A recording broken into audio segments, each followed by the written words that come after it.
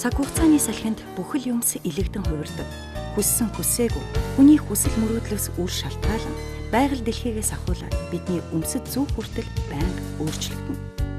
Энэ их өөрчлөлтийн давлгаанд өөрийн гэсэн байр сууриа эзлэх гэсээр нэг л мэдхэд бид эрүүл мэндээрээ хохирсон байдаг. Цаг наргүй ажиллаж, амралт ажил хоёроо зохицуулж үл чадна. Хэтэрхий их ажилласнаас олж хидээд ямар хоол идсний мартан ходоод гидсээ хямраад бусдаас дутхгүй амьдрах гэсэндээ бие үл хайхрна. Ингэж явсаар нэг л мэдхэд мөнгнөөс ажлаас илүү үнэтэй зүйлээ алдснаа ухаарна. Гэвч тэр үед дэндүү их оройтжээ гэдэг сэтгэл эмзэглэмээр хариу сонсно. Эрүүл мэнд эрхэм баян гэдэг үгний учрыг энэ л үед мэдэрч эртхэн өөртөө анхаарал тавих минь яалаа даа гэж халаглана. Ер нь бол бид амьдрах арга ухаан суралцахын зэрэгцээ эрүүл амьдрах ухаанд байнга суралцж явах ёстой. Учир нь бие өвдвөл зовир шаналл үүсч ажиллаж амьдрах эрт сулардаг. Үүнийг бид хүссэн гэж юу? Эрүүл хүн гэж ямар хүнийг хэлэх вэ?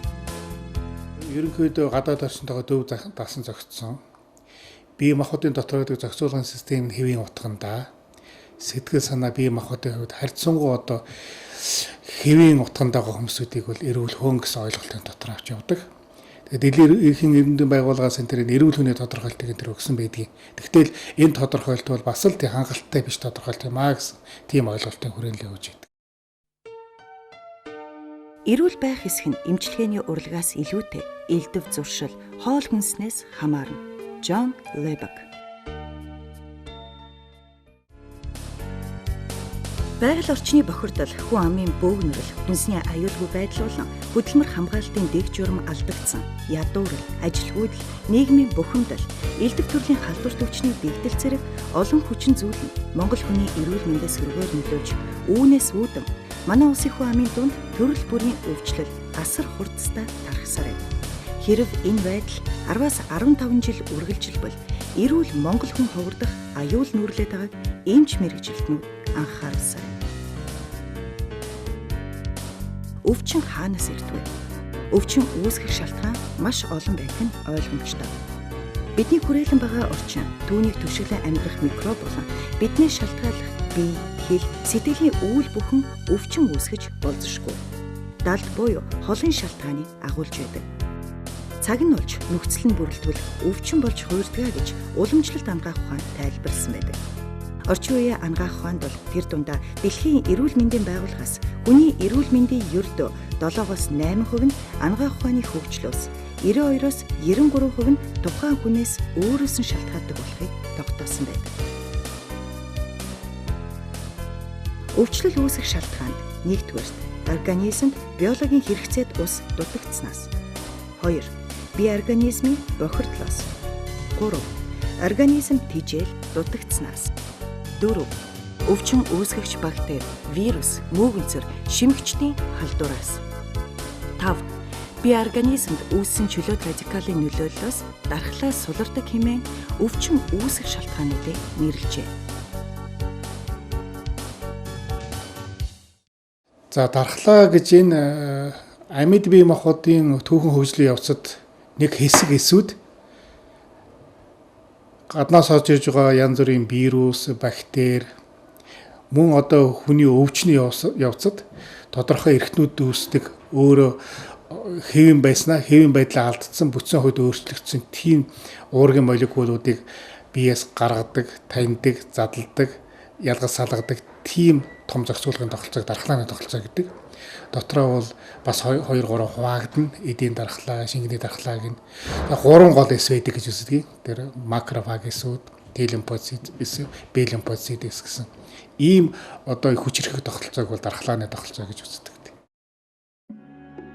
Ямар нэгэн өвчнөөс урьдчилан сэргийлэхийн тулд хүний дархлааны тогтолцоо хэвийн ажиллаж байх ёстой.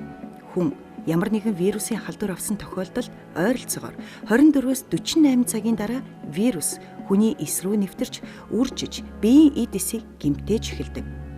Тиймээс ямар нэгэн вирусын халдвар авлаа гэхэд эхний үед нь эмчилгээг эхэлбэл маш үр дүнтэй байдаг. Хүний дархлааны тогтолцоо жингийн тавг дээрх туухаа шиг нэг нь хүчтэй өрнөж байхад нөгөө нь дарангуйлагчийн үүрэгтэй байдаг. Хүний дархлаа эсийн, шингэний гэсэн 2 янз байдаг. Дархлаа тогтолцооны эсүүд ямар төвшөнд гэмтсэн, үйл ажиллагааг хямарсан эсэх нь шинжилгээгээр л мэдэгддэг юм. Хүний хувьслын явцад олж авсан үнэт зүйлсийн нэг бол дархлын систем юм. Хүний биеийг хамгаалдаг энэ системийг нийтэд нь иммунитет буюу дархлааны систем гэж нэрлэдэг. Энэ үг нь эртний Ромоос гаралтай. Татвараас чөлөөлөгдсөн халдашгүй дархан эрэхтэй хүнийг иммунтэй хэмээн нэрлэдэг байжээ. Харин 19-р зуунд шинэ утга агуулгаар баяж анагаах ухааны салбарт хэрэглэгдэх болжээ. Өөрийн эдийн гадны эдээс ялгаж, таниад, сонголт хийж, хортоог нь эсэргүүцэн зайлуулдаг систем нь халдвартай болон халдваргүй аливаа өвчнөөс бие организмыг хамгаалж байдаг. Хамгаалалт нь төрөлхийн болон үүсмэлгсэн хоёр системийн тусламжтайгаар бий болдог. Дархлааны төрөлхийн систем нь бактери, вирус, мөөгөнцөр болон бусад зүйлсээс бие организмыг хамгаалах хүчтэй халхавчийг бий болгодог байна. Гэвч хүрээлэн буй ертөнц байнга өөрчлөгдөж байдаг болохоор бие организмын болзошгүй дайснууд ч гэсэн даган өөрчлөгдөж байдаг. Тиймээс түүнтэй тэмцэхийн тулд үүсмэл дархлаа бий болдог. Дархлын хомсдол нь бий болсноор дархлын системийн үйл ажиллагаанд зөрчил үүсэх, дархлааны эсийн хомсдол үүсэх, харшил үүсгдэг зэрэг үр дагаварт хүргэж болно. Дархлын тогтолцоог муудгадаг хүчин зүйлүүд бол маш олон байна. Тэрийг бол ингээд яг тэр гэж хэлэхэд хэцүү. Манайд энэ уул уурхай, утаа, агаарын бохирдолт, сэтгэлийн хямрал, бухимдал энэ болгон бол ягуухан аажуухан замаар бол дархлааны эсүүдийн чадамжийг сулруулад байдаг.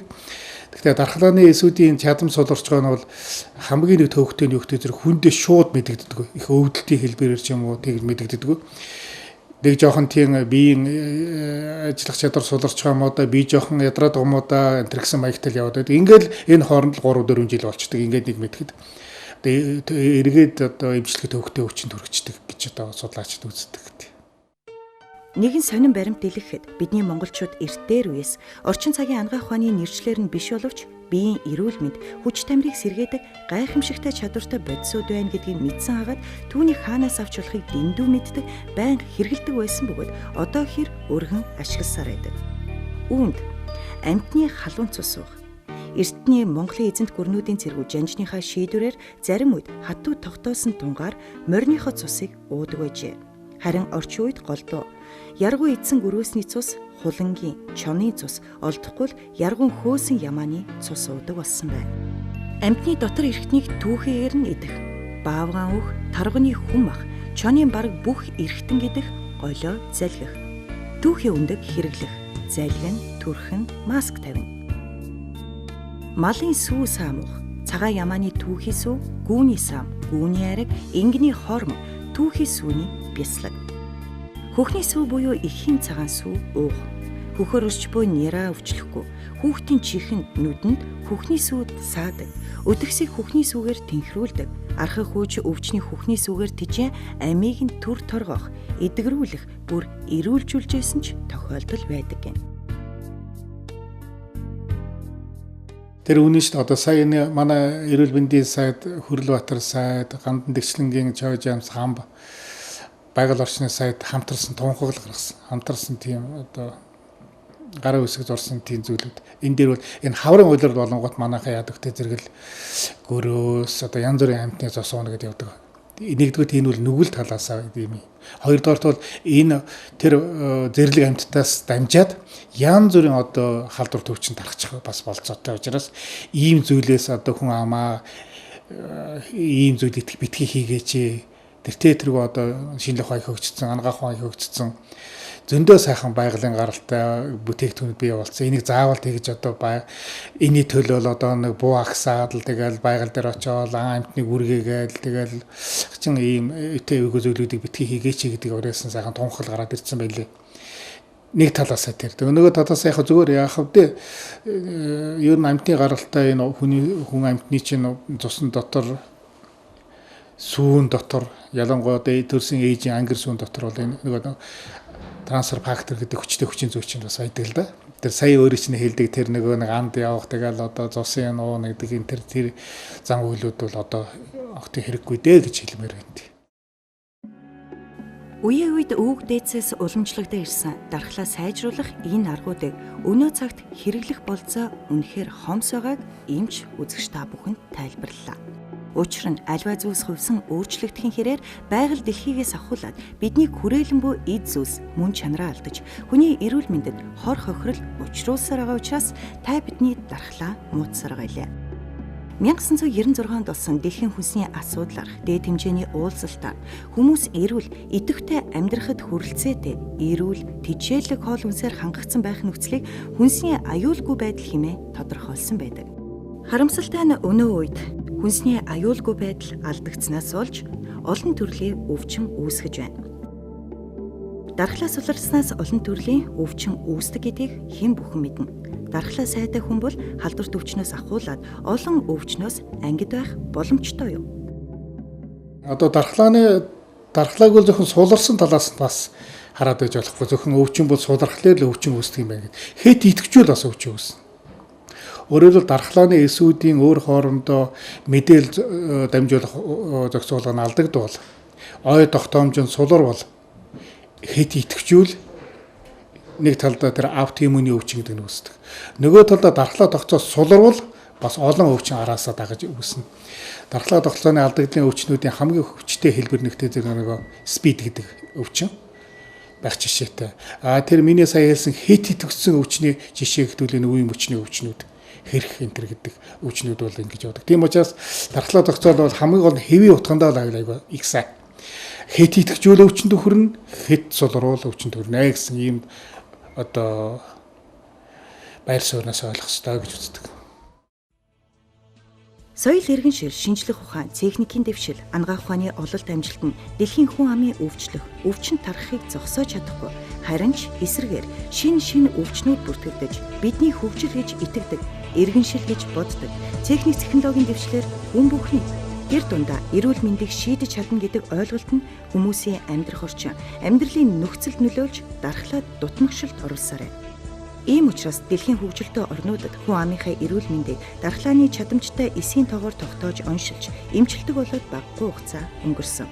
Товчоор хэлбэл хүний эрүүл байх эсэх дархлааны системээс шалтгаална гэдгийг ойлгож, дархлаа судлалын том төвүүд байгуулагдаж, дархлааны урвал явуулах нөхцөл болцоог бүрдүүлж өгдөг. Мэдээлэл дамжуулах үүрэг бүхий цитокин гэж нэрлэгдэх бүлэг уургийг судалж гаргаж авах тал дээр бүхий л анхаарлаа төвлөрүүлжээ. Ийм бүхний үр дүн дэлхийн нийтийн эмчилгээний чиг хандлага цитокин эмчилгээг илүүд үзэх болсон байна.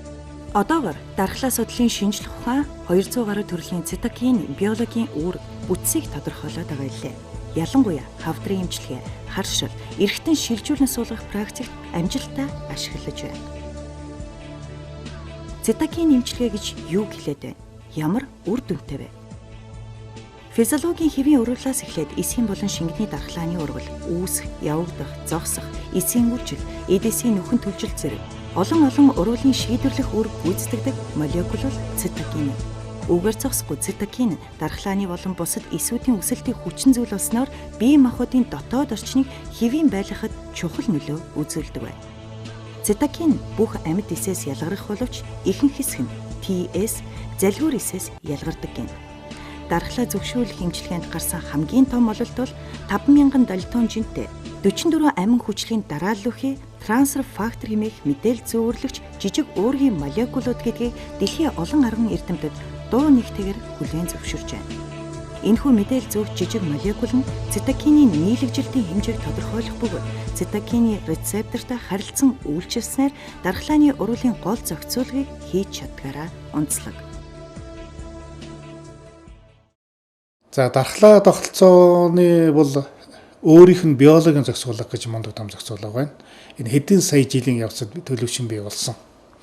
Тэгэхээр ер нь дархлаа зохицуулгын эмүүд, бэлтгэлүүд за ямар ч одоо төрлийн зүйлүүд байлаа гэхэд тэр хүмүүсийн хүний өөрийнх нь биеийн унган тогтолцоон дээр нөлөөлдөг л байл маш сайн. Унган тогтолцоон дээр. Тэгээ энэ унган тогтолцоон дотор хамгийн их одоо анхаарал татж байгаа 1949 онд нэгдсэн тэр хүчин зүйлүүлийн трансфер фактор гэдэг. Тэр трансфер факторыг нээсэн тэр Америкийн эрдэмтэн бол яасан гэхдээ зэрэг энэ сүрээтэй хүмүүсүүд дээр нэг сүрээтэй хүнээс сүрээгөө хүндэхэд сүрээгийн одоо эсрэг тийм ямар нэгэн ой тогтоомж, ямар нэгэн мэдээлэл дамжигж ийн гэдгийг ол тогтоосон байгаа. Тэрийг үдсээр байсан чинь энэ нэг 5,000 дальтон гэсэн молекул жинтэй амин хүчлээд тогтсон нэг юм уураг олоод тагсан. Тэр уурга өөр